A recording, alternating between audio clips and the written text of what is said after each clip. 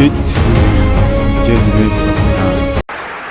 President and distinct delegates, it's quite clear that a desperate attempt is being made to create confusion in the Congo, extend the Cold War to Africa, and involve Africa in the system.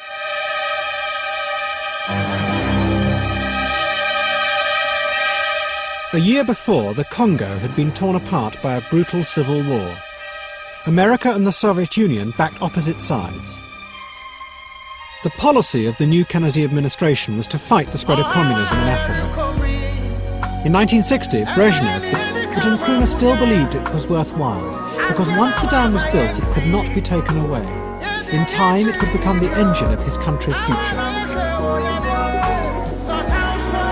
Everyone was hopeful. Those absolutely optimistic times for hope. Ghana was singular in the sense that it had everything.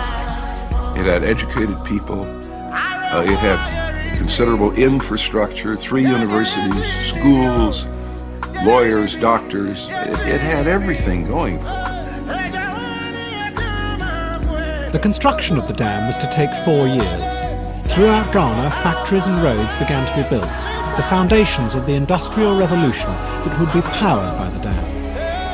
But with these trappings of the modern world came other forces that took Ghana's fragile economy even further from Nkrumah's control. Corruption is not a problem peculiar to any country. I personally feel that the only way in which you can stop corruption in a country is to build up a strong public opinion against it. In large contracts from Nkrumah's government. They began to discover that the easiest way was to offer officials from Nkrumah's party a bribe. This soon became the accepted way of doing business in Accra. What resulted was a rush to sell Ghana anything, no matter how inappropriate for an emerging African nation. Vast sums of Ghana's precious foreign currency were spent on these projects. Then, in 1964, Nkrumah's industrial experiment received another body blow.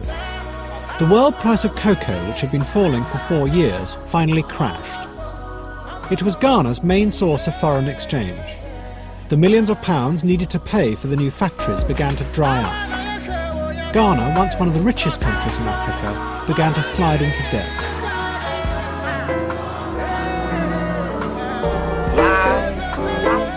Nkrumah was an increasingly isolated figure on the world stage. What had once been seen as visionary ideas were now perceived as dangerous megalomania. And his country was sinking ever deeper into debt. By 1965, it had become very desperate. And I remember we could possibly do at the time. This is Ghana's Volta River project.